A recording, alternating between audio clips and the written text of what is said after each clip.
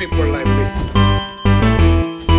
You need people like me so you can point your fucking fingers and say, that's the bad guy. That's the bad guy. That's the bad guy. That's the bad guy. That's the bad guy.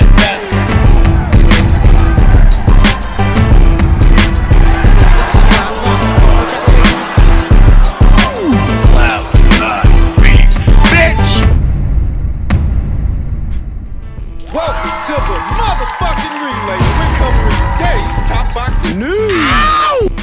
Okay, we'll start with this. Ahead of their upcoming showdown in September, reigning WBO middleweight champion Savannah Marshall says Clarissa Shields is not going to take this loss well. In truth, I don't think either fighter would be happy to lose the fight, but given the temperament of the fighters... I do think it'll hit one fighter a lot harder than the other. Non-stop thinking about beating her, Marshall said to Sky Sports, I'm constantly thinking about this fight. I can't think of anything else. This is a chance for me to change my life. Come September 10th, my life will never be the same again, and I only get one shot. So this is why I'm training the way I am. This is why I'm preparing the way I am. And that's all I need. Just one shot. I cannot wait. I've been waiting for this since I turned pro, she added. I've been waiting for this for 5 or 6 years, and now it's here. Now it's coming, and the weeks are just flying by, and I wouldn't have it any other way. Marshall shot down some of the statements from Shields, who believes the British boxer was looking to avoid their collision. I've given up trying to crack that girl. She contradicts herself so much. What says I don't want this fight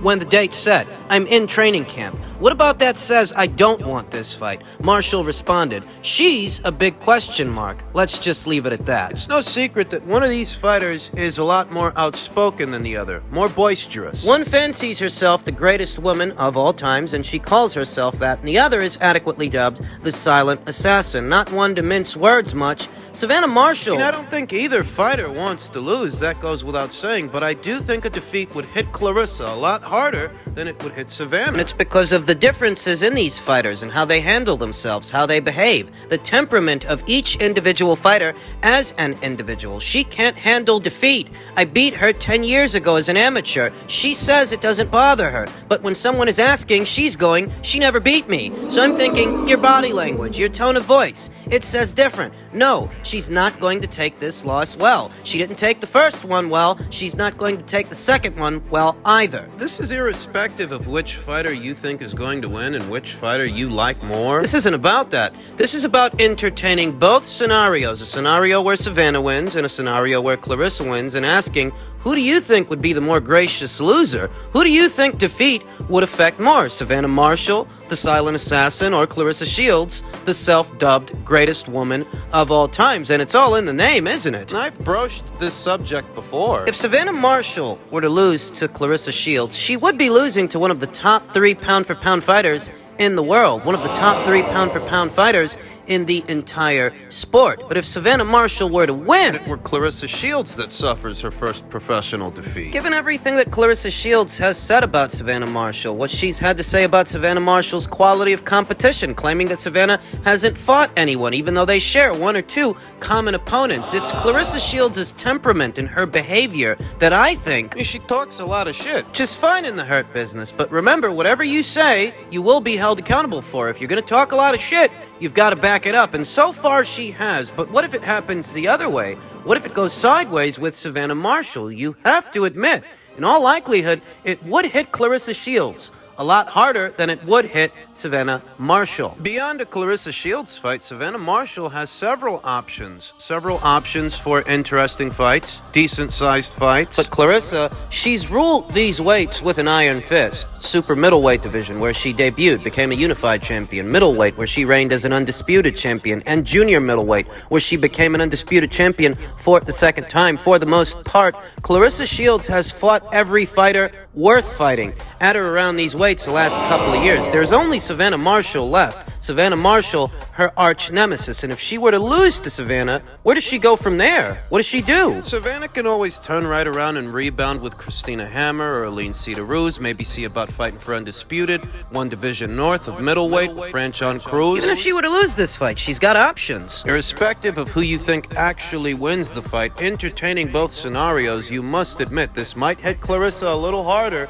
than it would hit Savannah. It might. It's a genuinely intriguing fight where there's a credible argument on both sides for either fighter to seize the victory to secure the W. Clarissa Shields really would be the best boxer Savannah Marshall has faced as a professional, though at the same time, the same can be said in reverse. Very few fighters have the ambidextrous switch hitting and punching power, coupled with the statuesque size of a Savannah Marshall. I've followed both these fighters' careers ever since they went pro. And I have to tell you that Savannah Marshall is a more complete fighter than, say, Marie-Eve Dicaire, who's a very fleet of foot, skilled, pure boxer, but lacks punching power and perhaps durability as well. The same can be said for Christina Hammer, who's comparatively more experienced than Savannah Marshall, though not as well-rounded. She's limited to boxing from the outside. Get on the inside, she gets flustered, doesn't know what to do. I'd wager Savannah Marshall is the bigger puncher, too. Bigger by far, a bigger puncher than Marie-Eve Dicaire, bigger puncher than Christina Hammer, Hannah Gabriels, and even Franchon Cruz, the super middleweight division's current reigning undisputed champion. There are very few fighters that have the stopping power of a Savannah Marshall, which is a big part of what makes this fight so intriguing, that Savannah might only need to land once, just once, one clean shot. Most girls that have fought Savannah Marshall have been stopped by Savannah Marshall. That is no mere annotation, that's no anecdote, that's a fact, Jack. It's a hell of a fight, to say the least. Hell of a card overall, and I'm looking forward to it. Look for this, September 10th. In men's welterweight news, former unified champion Keith Thurman says, "These young guns need to know, I'm not a gatekeeper." Well, there really is only one way to show them. There's a clear goal that Keith Thurman has always intended to accomplish upon returning to the ring earlier this year. Serving as cannon fodder for the next generation is not on that agenda. These young guys need to know Keith Thurman is not a gatekeeper. The former unified welterweight champion told BoxingScene.com, "If they try to find out, they'll learn that the gate is welded shut." Hollow words coming from a former champion who has no intention of facing those young gunners, the Jaron Boots Ennis's and Virgil Ortiz's, Montes Stanionis's of the world, who I have no doubts would relish the opportunity to share the ring with him, share the ring with Keith Thurman. It wasn't but a few weeks ago that we were hearing preliminary talks of a Conor Benn versus Keith Thurman fight, which later turned into talks for a Conor Benn versus Chris Eubank Jr. Let's be honest, nobody expected Keith Thurman to cross over to the matchroom side of things. So here we are. I'm already stuck like Chuck, noted Thurman. We're already into the summer, and it's not like they're lining up to fight me anyway, so we have to look at a date that's a little further out right now. If 6 weeks ago we had a legitimate rumor of an early date, I'd have been able to grind. I was willing to take a lesser fight just to get back in the ring, but as long as I fight 2 times this year, that will have to be good enough. Get back in October, then hopefully pick up some momentum and have a 12-month span where we're fighting 3 times. It will be easier when I get back my title. Easier said than done over there at the PBC. What fighter on that side of the street have you seen fight 3 times a year? I just don't see it. Keith Thurman said, "We're already into the summer, and it's not like they're lining up to fight me anyway." But not that long ago, there were rumors and rumblings of a Conor Benn fight. Not just Conor. Very recently, Jaron Boots Ennis, unbeaten up-and-comer Jaron Boots Ennis, who's a high-risk, low-reward guy at this time. Very recently, he stated he'd like to fight Keith Thurman. So I don't know what rock Keith is living under, but a lot of these young guys would relish the opportunity to share the ring with him, and I don't think the feeling is mutual. Because if it were, that's what we'd be hearing about. We'd be hearing about Thurman versus Ennis. Terrence Crawford and Errol Spence Jr. have been said to have been in negotiations for weeks now. That means neither champion has been made available to Keith Thurman. So if what he really wanted was to book a fight for the summer, or towards the end of it, he could have done that. If that's what he really wanted, but I don't think that's what he wants. It's not a coincidence that he was very recently bumped up to the #1 spot in the WBC's ranked standings. And most are interpreting that as a plan B, a contingency. Should things not work out between Terrence and Errol, and their fight doesn't happen this year, they may move to take on Keith Thurman instead of Terrence Crawford, him being the WBC WBC's #1 contender, it's conceivable that that could be a segue to an Errol Spence Jr. fight that they would so bill as a pay-per-view. That's how most people are interpreting that move. That's how I'm interpreting that move. It's not by accident. It's by design. Conversations happening away from the prying eyes of the boxing community, behind closed doors, handshakes, and agreements. Keith Thurman didn't necessarily earn that #1 spot by beating Mario Barrios, a guy who was moving up from super lightweight to welterweight and coming off a loss. Mario Barrios didn't accomplish anything at welterweight, to whereas beating him there should get you a #1 spot. But that's how it happened. That's how the cookie crumbled, and it's not by accident. It's by design. Keith Thurman can say what he wants about these young gunners and about how he's no gatekeeper, but he won't give those young gunners the opportunity to prove themselves against him, and he won't run any risks now that he's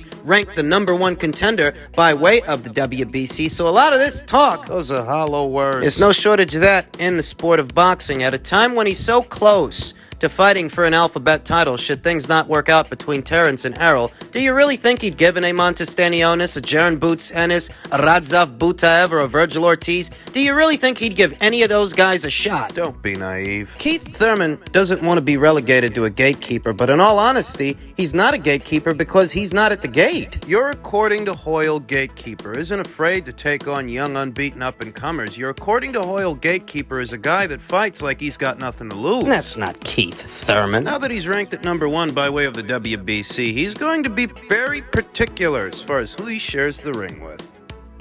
His promoter, yeah, he does sell and he is popular, and with the right dance partner, you can create a mega fight, and that happens to be with Gervonta Davis, and vice versa.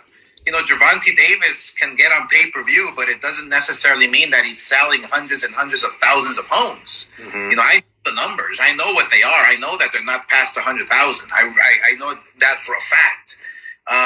So does he want to continue fighting on the low-level pay-per-views, or does he want to create a mega event? As you can imagine, Leonard Ellerbe, who promotes Gervonta Davis, didn't take kindly to these comments. He immediately took to social media and said, Oscar is a lying piece of shit. To prove it, we will put up $5 million to his $1 million or whatever he can scrape up. We will present the information to an arbitrator who then can determine the winner, and the winner donates the money to a charity of their choice. The public can see who's lying. That seems like it's more trouble than it's worth. I mean, it sounds good, but do you think Leonard Ellerbe is actually going to exhibit any kind of follow-through when it comes to this? And this is all in reference to what's supposed to be a fight between Ryan Garcia and Gervonta Davis anyway. So why don't you just skip the formality, skip the foreplay, and let's get down to business? Are you two teams going to try to make this fight, or are you not going to try to make this fight? Leonard Ellerbe added, Oscar's assertion that Tank and Ryan are equal is all bullshit, and anyone who can add knows that. In Ryan's last fight at the Live Gate, he grossed $1 million, a little over $1 million,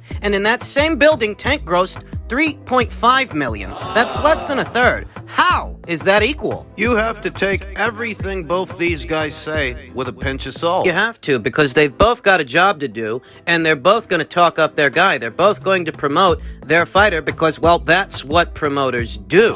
Leonard Ellerbe added, Ryan's last 3 fights, his live gates combined, don't add up to $3.5 million. Another irrefutable fact. He's a good dude and a terrific fighter and has a huge following also. I think he brings tremendous value to make a big fight, but that nonsense his promoter is saying is crazy. There is some truth to what Leonard is saying, but there is also truth in what Oscar is saying. There is. The discrepancy in Gervonta Davis's drawing power and Ryan Garcia's drawing power, well, it's not the Grand Canyon, let's put it that way. Ryan Garcia is not that far off from Gervonta, though he's considerably younger than Gervonta. And that's relevant. That's important. Leonard Ellerbe added, Ryan says he wants to fight Tank. He's told everybody that, and I believe him. He needs to get his promoter in line ASAP. This is a terrible look for him. We are going to see if all the media call him out on his bullshit. Not hard to make a deal if you are really trying to make a deal for a big fight. It's those kinds of words that come back to haunt Leonard Ellerbe. He says, it's not hard to make a deal if you are really trying to make a deal for a really big fight. So is Gervonta Davis not trying to make a deal for any big fights? Because he hasn't been in any big fights. Isaac Cruz, Rolly Romero, Leo Santa Cruz before them. Those are not big fights. Those pay-per-view buys. Don't forget Mario Barrios. 4 separate pay-per-view appearances, and not a single one among them cracked 300,000 pay-per-view buys, i.e., those are not big fights, and Gervonta Davis is somewhat older than Ryan Garcia. He's further along in his career, so he should have fought in a big fight by now. And he still hasn't. So when Leonard Ellerbe says that when you want to do a deal for a big fight, you do a deal for a big fight, well, what the hell's Gervonta been waiting for? He's older than these other guys. He's older than Ryan Garcia, older than Teofimo Lopez. Older than Devin Haney. Leonard Ellerbe added, Tank has done substantially more than 100,000 pay-per-view buys in every one of his pay-per-view fights. Oscar is trying to do everything he can to not make a fight, and it's time to expose the facts. This is a terrible look for Ryan and his promoter. Here are the facts. Oscar's got the same commitment to his broadcast partner that you have to yours. Those are the facts. And while Gervonta Davis might be right now a slightly bigger draw than Ryan Garcia, Ryan's got a higher ceiling than Gervonta because he's younger.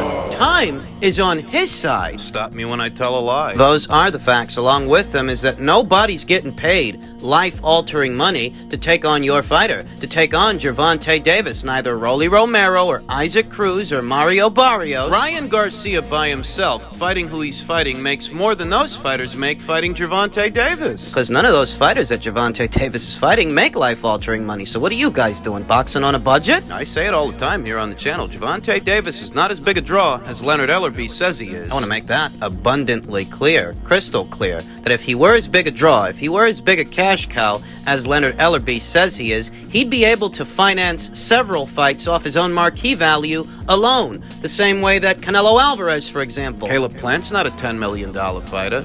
Before he fought Canelo Alvarez, he never made that kind of money fight by fight. But against Canelo Alvarez, he was able to make that kind of money because Canelo Alvarez adds that kind of value to the situation, that kind of value to a fight because he's a bona fide cash cow. Gervonta Davis isn't. I want you to pay attention to something. Look at what Leonard Ellerbe told a disgruntled boxing fan on Twitter. A Twitter user that goes by the name Silva Costa Nostra said, "You have $5 million for this, but not for black American champions like Haney or Shakur? Why doesn't Tank pay his opponents the way Canelo or Joshua does? Is he really the face of boxing when he can only pay them $500,000? To which Leonard Ellerbe replied, "You idiot, it's not my job to build another promoter's fighter and turn him into an attraction. This has nothing to do with race. You and others are mad because we've busted our asses grinding and he's the guy people want to see. Oh well, go fuck yourself." Not actually addressing the point at hand. Matchroom didn't build Charles Martin as a fighter, but because Anthony Joshua was a cash cow,